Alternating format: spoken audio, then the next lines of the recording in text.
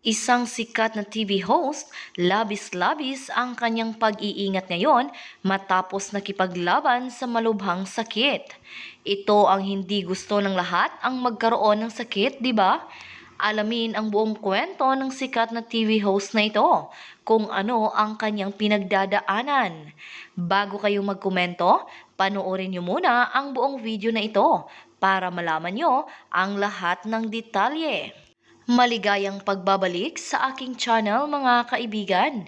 Ako nga po pala si Lovely at ito ang Get in Touch. I can't think nothing better than spending my day with you. My life's sunny and better, girl, when I'm with you. She's luminous so bright.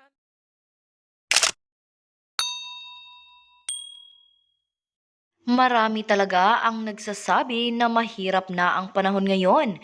Kaya naman palaging mag-ingat sa lahat ng bagay sa ating mga paligid dahil hindi natin alam kung ano ang ating makukuha. Lalo pa ngayon na naghihirap ang lahat dahil sa nararanasan ng bawat isa sa atin na hindi nakikita ang ating kalaban. Isa kasi sa napakasikat na TV host sa industriya ng pamamahayag ay doble-doble ang pag-iingat dahil sa kanyang malubhang sakit na kung madapuan siya ng virus ay siguradong malalagay ang kanyang sarili sa kapahamakan. Hindi kasi basta-basta ngayon ang virus na ito. Ang iba nagsasabi na hindi raw totoo ang kumakalat na virus, kaya hindi natatakot.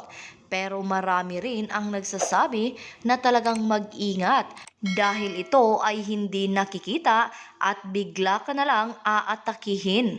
Kaya nga 'di ba, sabi ng ating pamahalaan ay palaging mag-ingat at sumunod sa mga alituntunin nila. Hindi alam ng karamihan na ganito pala ang sakit ng sikat na TV host na ito. Palagi natin siyang nakikita sa telebisyon at marami ring natutulungan.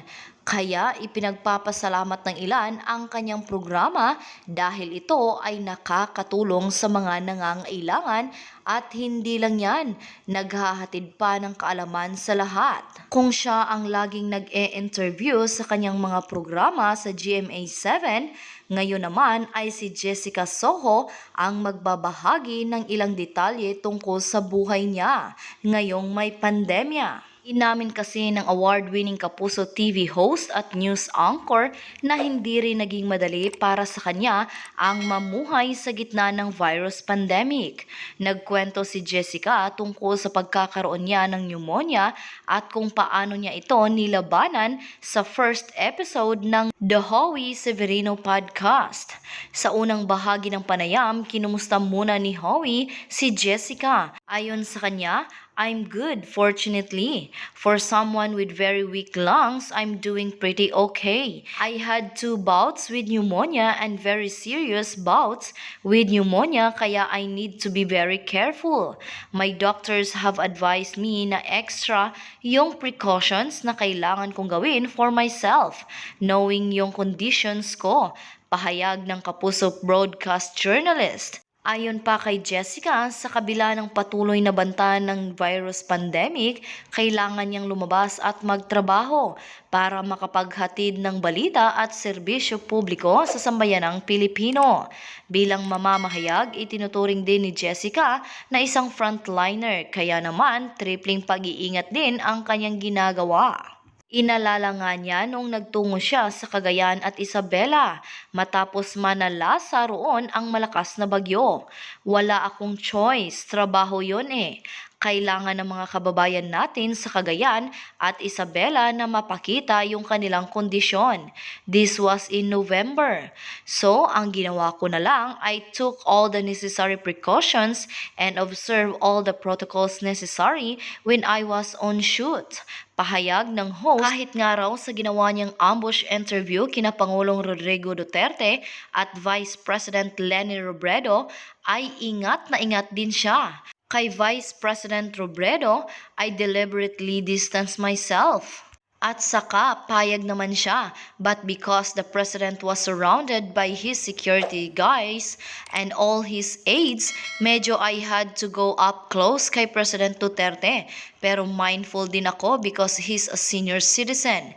Ayoko rin na ma-endanger yung health niya kasi meron din siyang mga inaalaga ang kondisyon. I understand his age for one, paliwanag pa niya. Diin pa niya, kailangan ko magtrabaho. But most of the time, I've been trying to take good care of my health talaga. I've been doing some workouts to improve my lungs. Sa huli, nagbigay din si Jessica ng mensahe para sa sambayanang Pilipino. Naniniwala ako doon sa dichotomized na tinatawag ng buhay natin. For every treat, there's an opportunity. Yung mga ganyan, yung mga yin and yang. So I think this pandemic happened for a reason Maybe it's timely reminder from our environment na if we mess up with it, this is what we'll end up with. I think it's also a good pause. Di ba yun yung sinasabi early on in this pandemic? We all need the necessary pause in our lives. Kailangan daw po nating tumigil muna ang take stock of things. Magnilay-nilay. We need this new normal. May kasamang sakripisyo, lalo na pagdating sa hanap buhay sa ating kalusugan. Pero I'd like to think na dapat mas marami tayong mga leksyon na natutunan from this. It's a wake-up call, no doubt about that. And a rude one at that, pero I think it's necessary one, lahad pa ni Jessica. Tama talaga ang sinabi ni Ma'am Jessica Soho dahil kinakailangan talaga nating mag-ingat ngayon para makaiwas tayo sa virus na ating kinakatakutan. Kaya lahat ay sumunod sa patakaran o sa mga restrictions ng pamahalaan. Ano ngayon ang inyong masasabi tungkol sa ating pinag-usapan? Huwag kayong mahiyang magbigay ng inyong reaksyon o komento sa comment section na ito. Kung ikaw at iyong kaibigan ay mahilig sa mga celebrity updates, ay huwag kalimutang mag-subscribe, i-like at i-share sa kanila para maging updated din sila. At ikaw din huwag kaligtaang pindutin ang bell button para lagi kang mauuna sa mga bago kong uploads na video. Makakapanood din kayo ng mga dati kong videos sa pamamagitan ng end screen at I button sa itaas. Maraming salamat sa palaging pagtangkilik sa aking YouTube channel. Hanggang sa susunod po muli na pag-upload ko ng video, antabayanan niyo po ang lahat at magchika-chika tayo sa mga paborito niyong artista.